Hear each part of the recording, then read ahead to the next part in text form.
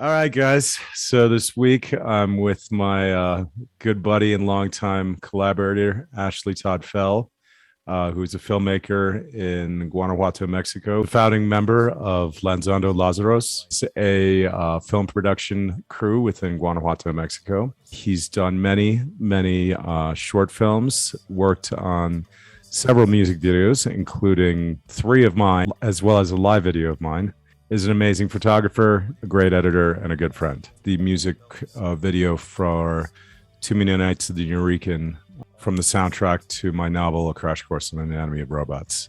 I still think, even though that was several years ago, it's been a minute. That's still one of my favorite pieces of work that I've done or been involved in. That was a lot of fun. I think if I remember, you were doing robots. That was a really cool collaboration too, because you had Michael Severance, the cellist, on there. You had a really interesting sound that I kind of vibed with, and it inspired a lot of ideas. And it was also kind of, for me, kind of a peak time here in Guanajuato when there were just a lot of cool people around.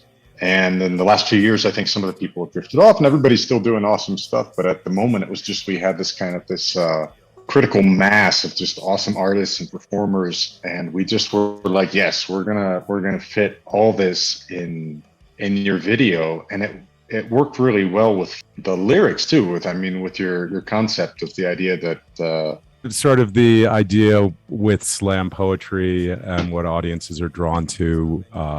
The piece was obviously written because I had actually spent too many nights at the Eurekan, which is a Poets Cafe in New York where slam poets gather and compete. The idea of opening the video with this awful poem where it's like unnecessarily sort of feminist and multicultural, and a lot of people still don't get that part of the joke, that's supposed to be a terrible poem. And I wrote that poem in maybe 30 seconds. Even though you wrote it in 30 seconds, and from your point of view, it's bad, it's still in your voice. So that's one thing, if I could go back, I would have written it, and it would have really stuck. I think it is kind of in your voice, and I think that's what confuses people, because even though you meant it to be bad, it's still kind of vibes with it came out of your brain. And I think people, that's my biggest regret, is that we didn't give it to some 12-year-old girl to write that intro. Well, I'll take that as a huge compliment, I guess. I think the next music video we worked on was for Epic Fail 1893's track Dr. Gypsy with Carl Restivo. It was a funny one production-wise because we had recorded the track in Mexico, and then Carl and I wrote the lyrics in LA, and he recorded his vocals in LA, but he ended up also having to shoot his own video in LA for you to incorporate.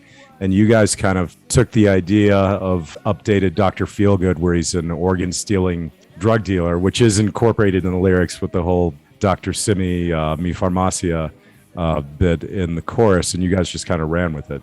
For people outside of Mexico, Dr. Simi is this kind of it's a national chain of discount pharmacies that sell everything you could possibly need, from condoms to antibiotics. And they've got this mascot who's it's kind of this cartoon character with this costume. So we really wanted to get that costume, and we had a whole other concept originally that was going to be this guy running around in this kind of Chuck E. Cheese Dr. Simi cartoon outfit, just causing havoc, and we couldn't get that. This is probably a blessing, because I'm real happy with the way the video came out, that we ended up working with these awesome guys. They would call it physical theater, which some people might say they're mimes or something, but these really talented guys to be the main characters, one the crazy doctor and one the kind of his victim. So they had this real weird dynamic. It was different from Too Many Nights, and the too many nights we had shitload of extras, including the opening and closing scenes of that video.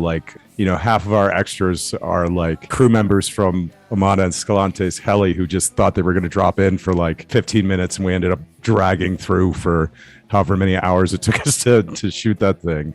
Whereas Dr. Gypsy, it's all performers, and they're all incredible. For both those videos, we got nominated in a whole lot of festivals. Both the videos, we won Best Music Video at 2 different festivals. For Too Many Nights, it was Asians on Film, which is hilarious because I rarely explicitly write about being Asian. And the one piece that I do, it gets nominated for and wins on Asians in Film. So you're the only 2 white guys on the on the stage when we receive it.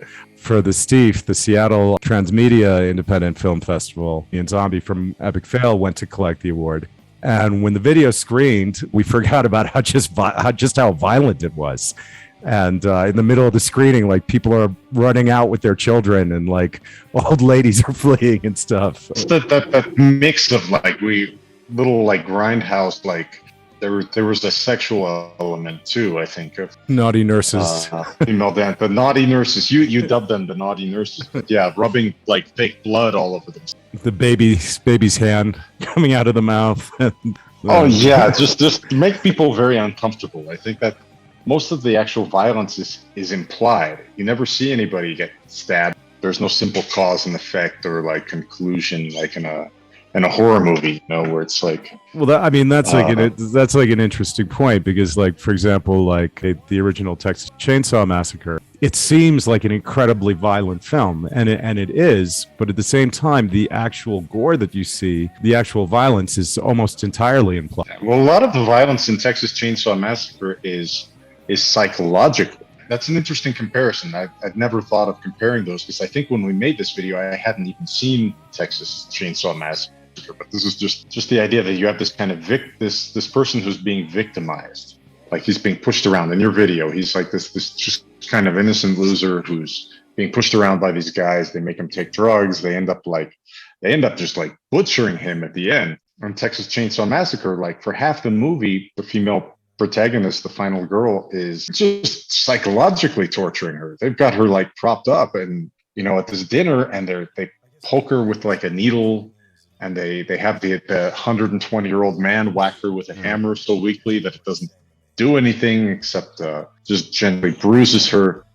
But it's just this being stuck with these crazy people who are eventually going to do her harm. So that's an interesting parallel. I have no excuse actually, because I've only watched a lot of the like really classic horror movies like Friday the 13th, Texas Chainsaw Massacre. I've only actually watched those in the last couple of years. I've been giving myself homework because I realized that a lot of the weird stuff is just coming out of my head, and people are like, "Oh, that's in that movie." And no, I just have some weird shit in my brain. It's funny. As a filmmaker, I don't know what the consensus is, but like as a writer, like I was always compared to the beat poets, and so I deliberately avoided them until I was like way into my 20s because I wanted to have plausible deniability to be like, no, I happen to come to these same ideas and these same style of writing, independently, and I wasn't, intentionally ripping these people off. I remember you got into that period of time where you were researching a lot of horror and watching a lot of classic horror.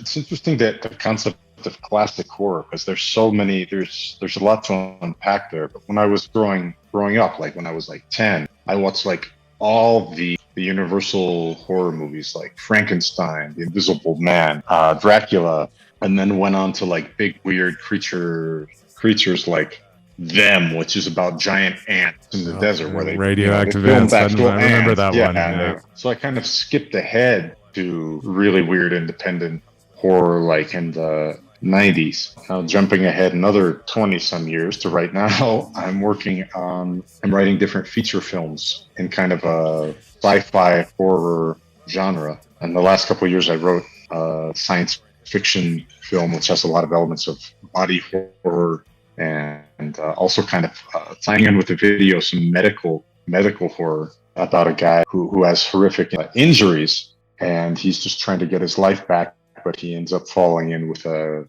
kind of a mad scientist type. That's my film Chimera that I'd like to produce one day. More immediately, I've got a film I'm trying to produce this year called Daphne and the Fever, tragic love story between a young artist with schizophrenia and the love of his life who is addicted to heroin. So they have a very tragic love story going on that ends up going to some really dark and surreal places. And most recently, what you just read, my new one is called The Old Bones.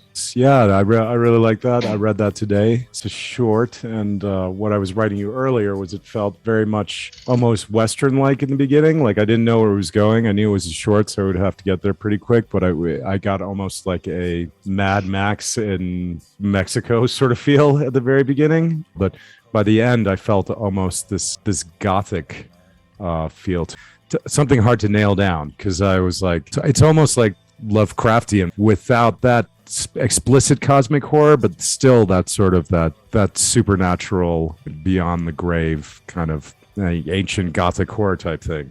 I think you nailed it there because I just had the idea for the story and I wasn't worried about what genre it is, but I think you nailed it when you said it was a Western Gothic, and it's based on just the texture of it is based on the area in San Luis Potosi, the desert there around Real De Catorce. The desert is so full of life. It's so full of animals and plants, and everything is surprising things are in your face and surprising things are hidden. And that's kind of what I wanted to encapsulate in the story. Is it doesn't explain a lot. I just want to take you for a kind of a dark ride. Real De Catorce, I've only been there once, probably the worst 4th of July in my life. It was the same time as election, so you couldn't buy beer and everything was shut down. And all I wanted was like a burger and a beer and to watch some shit blow up. And instead, I bought some beer illegally and ended up getting arrested after I took my first sip. But it is kind of a spooky place. It's a ghost town, but it's mostly known for peyote these days for anyone that kind of passes through. Like Guanajuato, where you and I have a lot of history in common. Like Real de Catorce is kind of like this microcosm of that same sort of vibe of like strange and beautiful characters who live there. Just they're people who are from all different walks of life. And yeah, there's some people who call themselves like psychonauts who are all about the peyote, but there's also a church there that has like religious pilgrims. You have artists and musicians who are like, yeah, I'll do, they've been like, oh yeah, peyote is a thing. That's cool. But, you can't do that every single day. And the people who've chosen to live there, there's kind of this austere beauty of the place. And then there are the people who have just lived there since forever. And they're just trying to make a living as ranchers in this sort of barren desert out there. There's some interesting interactions that happen there.